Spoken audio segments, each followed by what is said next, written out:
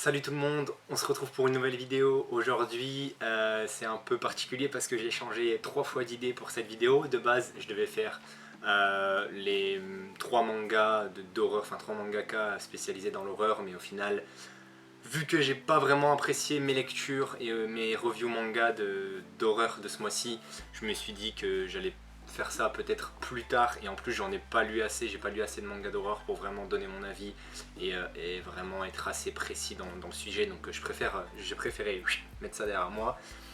Je voulais faire aussi une vidéo où j'achetais une citrouille et je faisais la forme d'un de mes héros préférés, ou sinon je vous aurais laissé choisir, mais flemme, et en plus ma copine, je sais qu'elle aurait bien voulu faire ça avec moi, donc si je le faisais tout seul, je me serais fait découper. Est-ce que je suis une victime? Non. Et en final, trop long, enfin le setup trop chiant, bref. Et du coup, je me suis dit, enfin qu'est-ce qu'on pourrait faire en rapport avec Halloween? Tout simplement, j'ai pensé à des personnages de manga que je connais ou que j'ai vus, et je me suis dit qu'en fait, si on se déguisait en ces personnages-là pour Halloween, bah ça pourrait vraiment le faire, ça pourrait quand même effrayer certaines personnes. Donc du coup, on va parler de 10 personnages de manga que je connais en tout cas. Peut-être que j'en oublie, donc c'est à vous de jouer dans les commentaires pour ça. Mais on va parler de 10 personnages de manga qui pourraient être assez effrayants pour Halloween. C'est parti!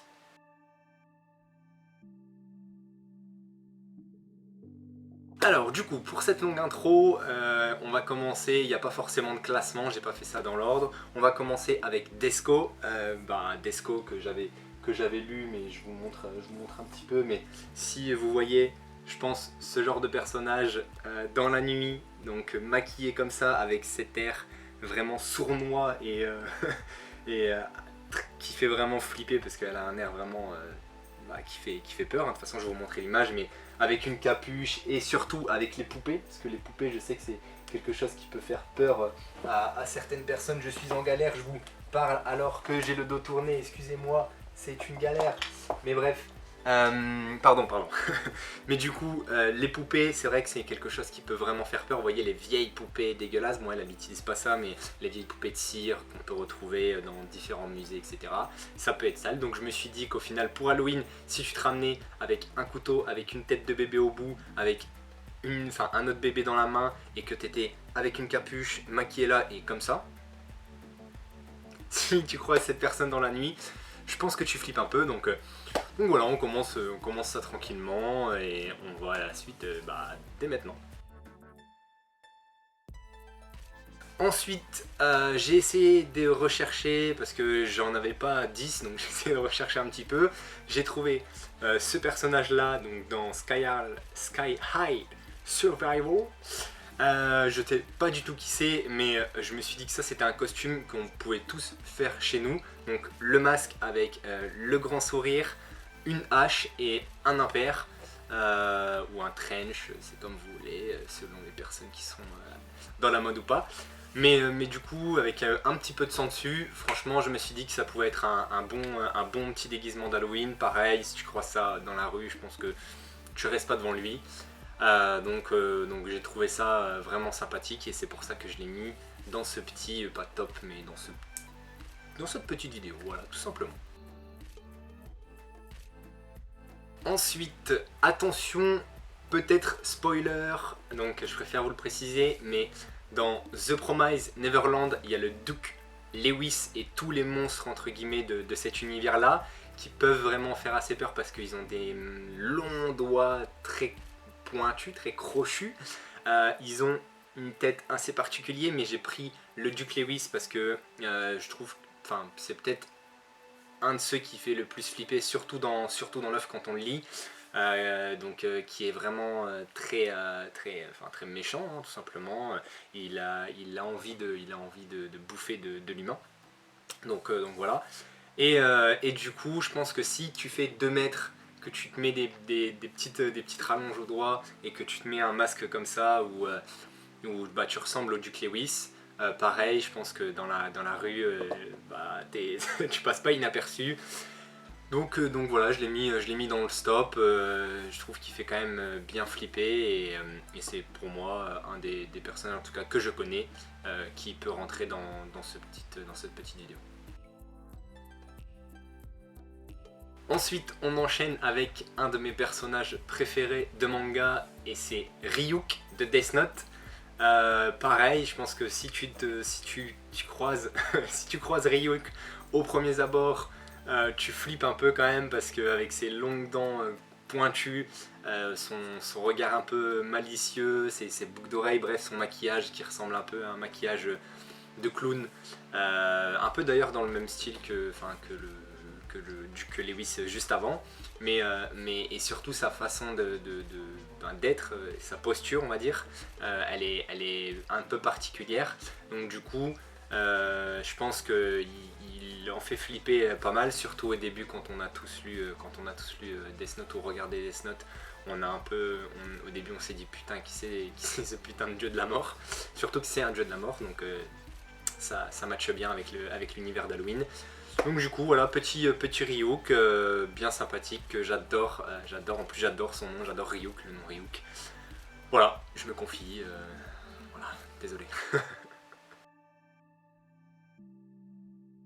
On enchaîne avec tout l'univers de Junji Ito, que ça soit dans Spiral, je crois que c'est lui qui le fait, hein, mais si je dis pas de conneries, mais tout l'univers de Junji Ito, si tu te fais un maquillage à la Junji Ito, je vous mettrai plein d'images là qui vont défiler, ça peut vraiment passer vraiment très bien, surtout dans le noir, dans la nuit, ça peut quand même faire son petit effet.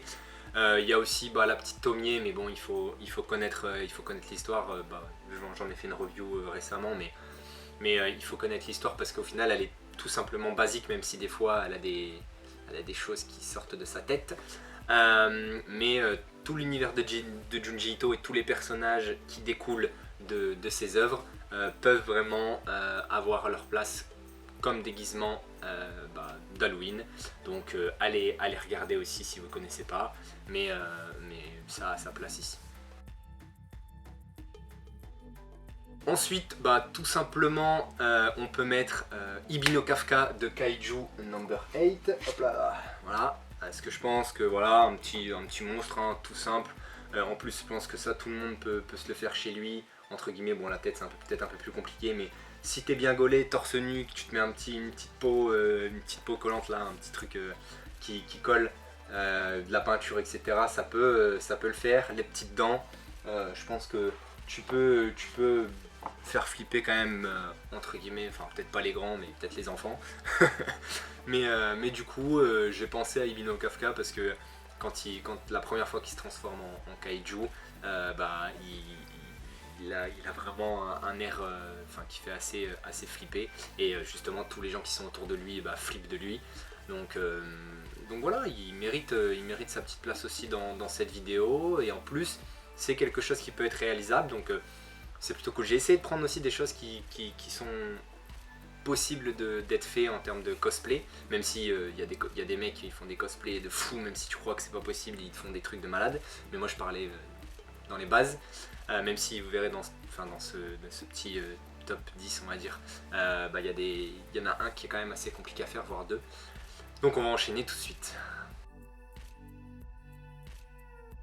Du coup, on peut aussi mettre Caïman de Doro et Doro. En fait c'est tous les mangas que j'ai en fait, il y a que des mangas que j'ai.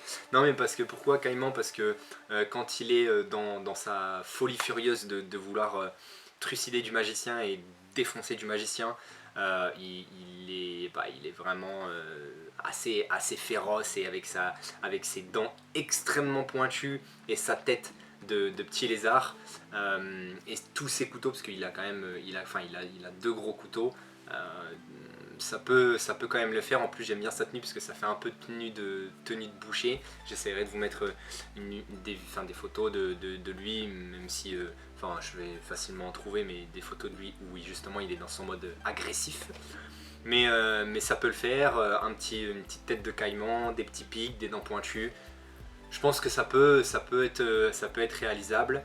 et ça peut le faire pour un déguisement d'Halloween. Donc c'est pour ça que je l'ai mis aussi dans cette vidéo.